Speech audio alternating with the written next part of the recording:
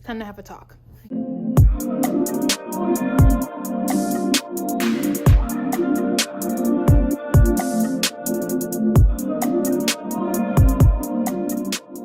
Okay, hold on.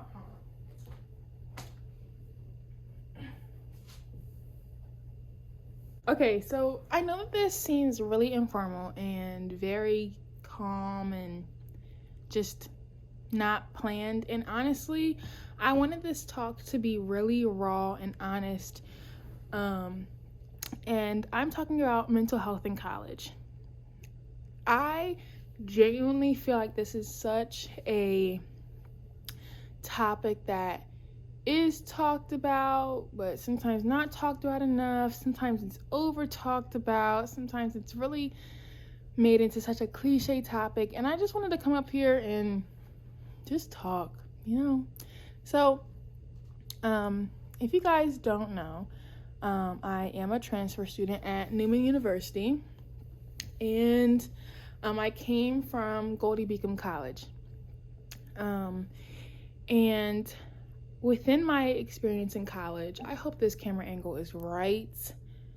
Anyway, within my years of college and within those experiences, I have gotten to experience a lot of different things, right? And that's not even taking into account the things that I've experienced before college, right? And everybody has those things like that we've gone through that have caused trauma and just not fun times in our lives. And so going to college can sometimes be a really jumbled up group of traumatic experiences. And there were some in college for me, just being 100% real. And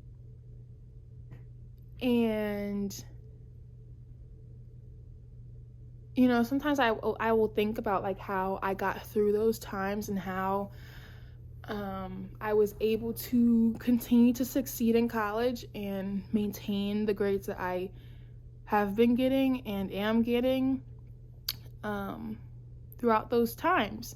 So to go into more detail, living with roommates is not easy. Keeping up with a social life is not easy. Going through breakups is not easy. And all those things I went through in college. I'm blessed that I did not have to go through some of the things that some other people have had to go through during college. But I've had my fair share, I would think. So,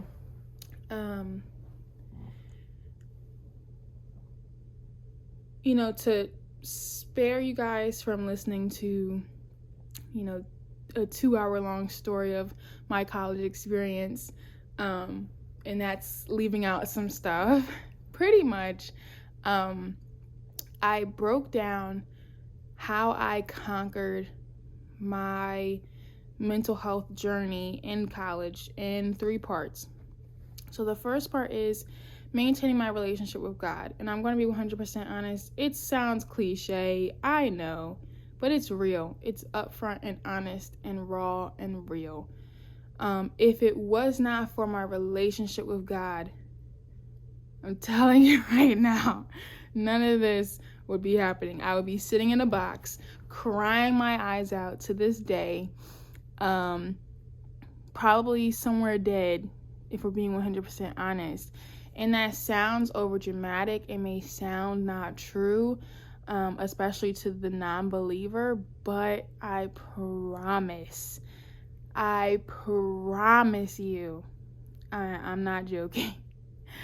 I like to say that I am someone who has a strong faith in what I believe, and sometimes that's tested, but I definitely do believe in Jesus. I definitely do believe in God and the Holy Spirit. I believe that Jesus died on the cross for me, and I believe that, Christianity is not just about being a Christian. It's about having a relationship with your maker, having a relationship with the person you call Father, and that's God.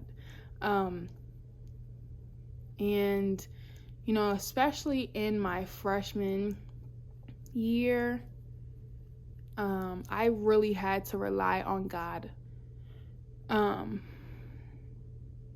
for my mental health specifically, because, you know, I went through like many situations with my roommates at the time, and honestly, it's crazy to say like those were like the best group of roommates I had all of my college years, but I had the most issues with them. But I mean, if it wasn't for God helping me through those situations with them, honestly, I'm telling you, like, I would have snapped.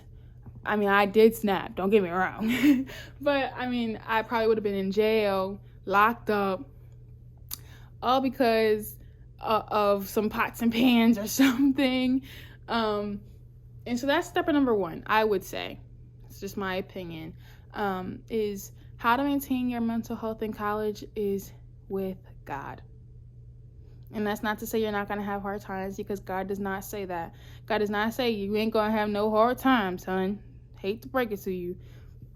But having a father, having a friend there throughout the whole entire thing, because that's who God is. God is there through the times when you're sitting in the shower crying, with the water on, specifically so that no one can hear you. God's right there with you when you're sitting on the toilet, you know, trying to figure out how you can move to a different room with new roommates.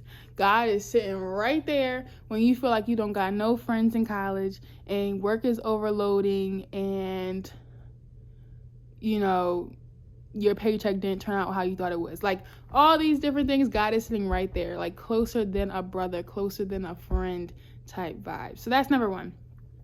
Number two is to get involved.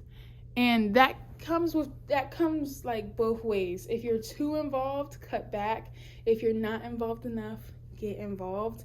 I am definitely that person who is cut back some, because from the jump, from my first, is my hair like looking right? I have a feeling that it does not. Sorry.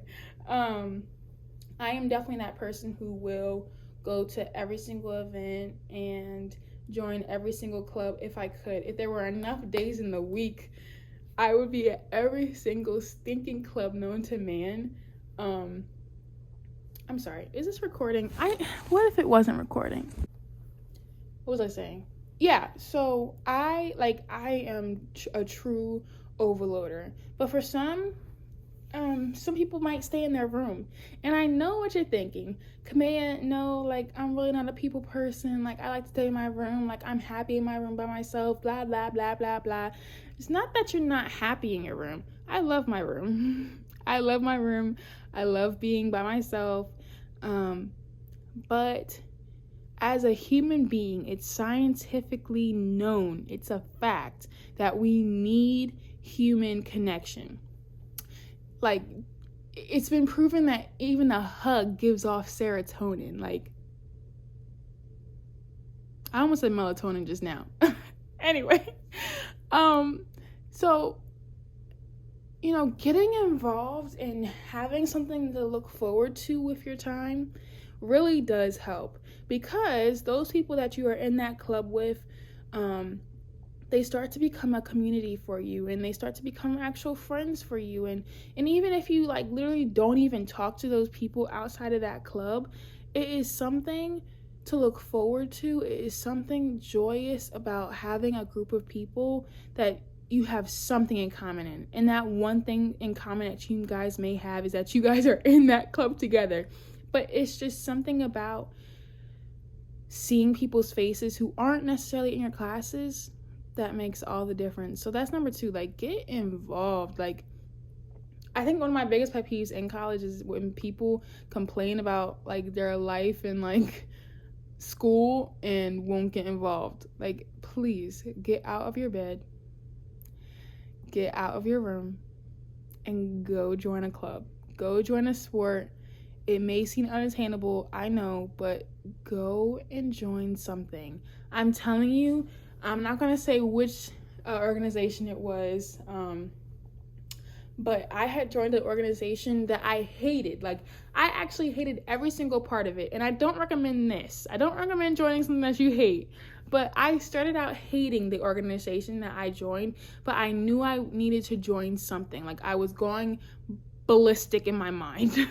So I knew I needed to join something. So I joined this organization, and I ended up loving it. Not every aspect, but I ended up truly loving it and learning so much about myself and so much about, you know, the other people around me. And so just join something, do something. And if you're, you know, a person like me who joins too much, take a break. It's okay to take a break. Who said that it wasn't okay? Okay? Thank you. And then number 3, the last thing is take your time. Take your time. Something that causes, I know, me personally to stress out so much is the feeling of not having enough time. I know everything around us says, like, you have to get this done. You have to be productive. You have to do this. You have to do this. You have to be married before 26. You have to have kids before 27. You have to have all A's. You have to be studying all the time. You have to be productive. You have to be doing this and being in the gym, etc., etc., etc. But take your time. It doesn't have to be rushed. Because the more that you rush things, the more you realize, I missed it. I missed everything that I was just doing just now, and I was just doing it to get it done, and now it's done. You don't want that to be your college experience. You don't want it to be rushed. You don't want it to be just flown by and you learned nothing from it. Take your time, enjoy yourself, and breathe. Take some time to do some yoga. Take some time to do a face mask. Take some time to talk to your grandmother on the phone. Take some time to talk to your parents on the phone, your sister, your brother, your cousins. Take some time to talk to yourself. Take some time to read the Bible. Take some time to look outside. Take some time to read. Take your time to sleep. Take your time. And when you stop living your life at such a fast pace all the time, you'll realize that it's so much more enjoyable.